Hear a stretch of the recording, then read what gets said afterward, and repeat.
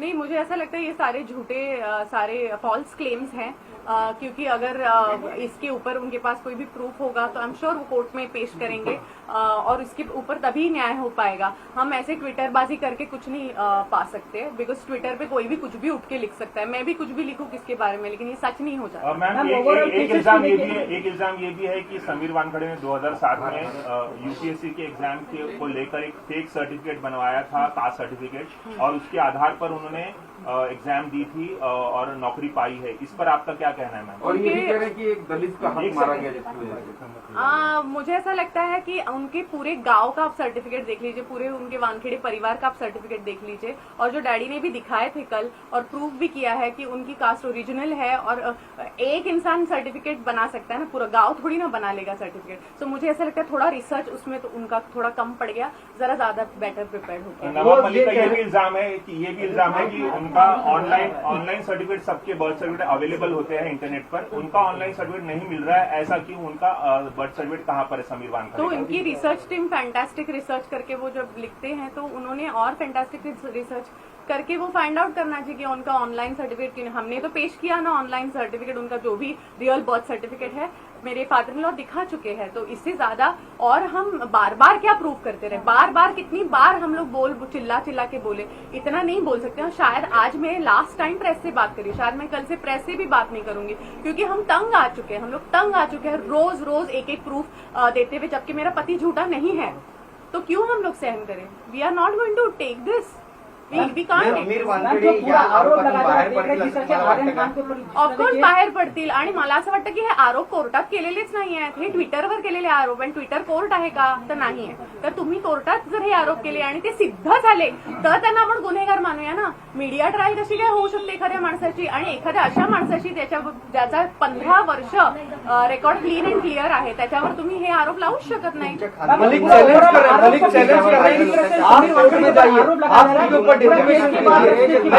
Malik challenge कर रहे हैं कि आप कोर्ट में जाइए, आप डिफेमेशन कीजिए, अगर उनके खुलासे को लेकर किसी तरह की कोई आपत्ति है तो। हम लोग क्यों जाए कोर्ट में? हम लोग क्यों जाए? आरोप तो वो लगा रहे हैं ना, आरोप वो लगा रहे हैं, तो उनको जाना चाहिए कोर्ट में। और हमारे पास इतने पैसे नहीं है, हमारे पास ऐसे करोड़ों की जायदाद नहीं है, और हम बहुत सिंपल लोग हैं, और कोर्ट में जाने के लिए भी आपको कुछ पैसे लगते हैं। तो अगर हमारे नाक के ऊपर पानी चला गया तो हम डेफिनेटली जाएंगे, लेकिन जब तक हम लोग ऐसे ही लड़ पा रहे, जब तक जनता के सपोर्ट से लड़ पा रहे, तब तक लड़ेंगे, और अगर जरूरत पड़ी तो हम डेफिनेटली जाएंगे। लेकिन ये चैलेंज करके कुछ नहीं होता है, क्योंकि उनके पास बहुत पैसा है, शायद हमारे पास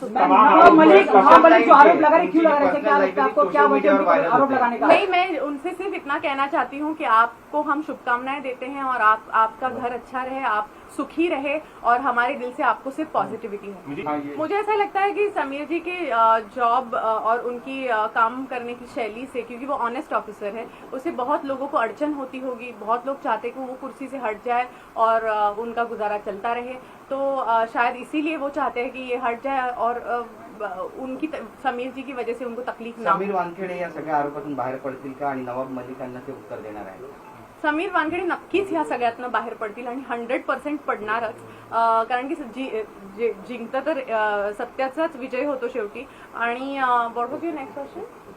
नवाब मलिक यांना उत्तर देणार? मला वाटतं ते उत्तर तर वेळच देईल आता। Time will show everything. हळूहळू सगळ्या गोष्टी, ते अजूनही काय कटकारस्थानं रचतील, अजून काय डॉक्युमेंट्स क्रिएट करून अजून त्यांना कशात गोवायचा तर प्रयत्न नक्कीच करणार, आणि समीरजी त्यातून काही वाचणार नाहीयेत, पण त्या गोष्टी सिद्ध करणं हे सगळ्यात मोठी गोष्ट असते, आणि ते सिद्ध होणं कठीण आहे, कारण की ते सगळं खोटं आहे। क्या आपको लगता है कि सिर्फ नवाब मलिक, क्या आपको लगता है त्रास होतोय? निश्चित त्रास होतो।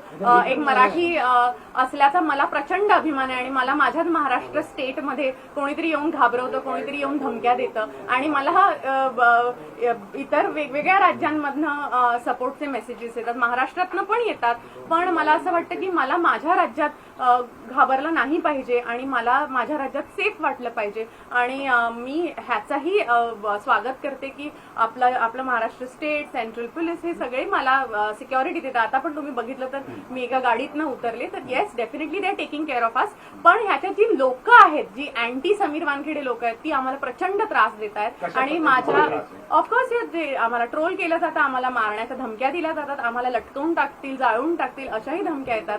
सो मला वाटतं हे सगळं पार्ट अँड पार्सल आहे समीरजींच्या जॉब बद्दल. मैम एक सवाल ये कि क्या नवाब मलिक ही इन सबके पीछे है, क्योंकि मुख्यमंत्री ने भी इस तरह की जो एनसीबी की कार्रवाई थी उसको लेकर सवाल खड़े किए थे. बाद में होम मिनिस्टर ने भी कल जब मीटिंग हुई उसके बाद बयान दिया कि जो लोग इस तरह के कार्य कर रहे हैं लीगल एक्शन उनके ऊपर लिया जाएगा. तो आपको लगता है कि वाकई में सिर्फ नवाब मलिक इसके पीछे हैं या फिर महाराष्ट्र सरकार भी समीर वानखेड़े के पीछे है? मुझे ऐसा लगता है कि उनके पीछे कौन कौन है ये बताने के लिए मैं बहुत छोटी हूँ. उनके अगेंस्ट यस डेफिनेटली एक पूरी यंत्रणा काम कर रही है, पर आई एम श्योर कि हमारी महाराष्ट्र सरकार इतनी समझदार है और इतनी कोऑपरेटिव है कि वो जरूर जीत सच्चाई की ही करेंगे और वो जरूर समीर जी के साथ खड़े होंगे जब उनको सच्चाई का पता चलेगा. एक बार ये इल्जाम लग रहा है कि समीर वानखेड़े जो है वो बीजेपी की कठपुतली है. केंद्र सरकार जो है महाराष्ट्र सरकार को गिराना चाहती है और समीर वानखेड़े जो है बीजेपी के फेवर में काम कर रहे हैं. और ऐसा कोई इल्जाम है नहीं बहुत बड़ा बॉलीवुड के कलाकारों पर, और जानबूझ के उन्हें शिकार बनाया जा रहा है ताकि महाराष्ट्र सरकार को बदनाम किया जाए. ये बहुत बड़ा इल्जाम है. मुझे ऐसा लगता है समीर जी सिर्फ कलाकारों को नहीं पकड़ते हैं. अगर वो 100% में से 3% या 2% कलाकार होंगे, लेकिन बाकी के तो सब रियल ड्रग रिलेटेड डॉन्स है या पेडलर्स है, ऐसे लोगों को ही पकड़ते हैं वो.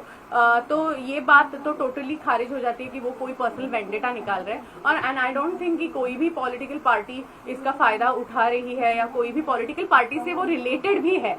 वो बहुत सेंट्रल गवर्नमेंट से बिलोंग करते हैं और न्यूट्रली काम करने में बिलीव करते हैं. तो अगर किसी को ऐसा लगता है या कोई भी पॉलिटिकल पार्टी को लग रहा है कि वो अपने फेवर में या अपने फेवर में नहीं है, तो मुझे लगता है उनको ये चीजें दिमाग से निकाल देनी चाहिए. किसी तरह की जान का खतरा है, किसी तरह की धमकियां मिल रही हैं, उसके बारे में ऑफकोर्स जान का तो खतरा है ही. सिक्योरिटी दी हुई है उसके लिए मैं हमेशा धन्यवाद करना चाहूंगी.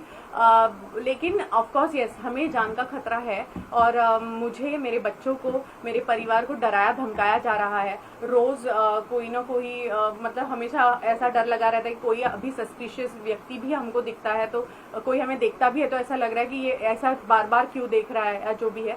तो डेफिनेटली हमें ट्रोल्स आते हैं, सारे फेक अकाउंट से आते हैं और हमें धमकियां दी जाती है कि आपको लटकाया जाएगा, आपको जलाया जाएगा, अब देखिए हम आपकी कैसे परेड कराते हैं, हम आपको पब्लिक में जला देंगे. तो आई थिंक ये सारे स्क्रीनशॉट्स हमने लिए हुए हैं और ये सारी चीजें हम लोग ट्रैक कर सकते हैं. I am sure through cyber cell की ये कहाँ से मैसेजेस आ रहे हैं, इसके सारे स्क्रीनशॉट्स हमने लिए हुए हैं और ये वक्त आने पे हम जरूर देंगे और वो सारे अकाउंट जरूर ट्रैक होंगे और फिर पता चलेगा कि ये कौन सी PR मशीनरी है जो हमारे अगेंस्ट काम कर रही है. खतरा किससे, कुछ नाम बता सकती है? नहीं, मैं कुछ नहीं बता सकती, ये तो सबूत डिसाइड करेंगे.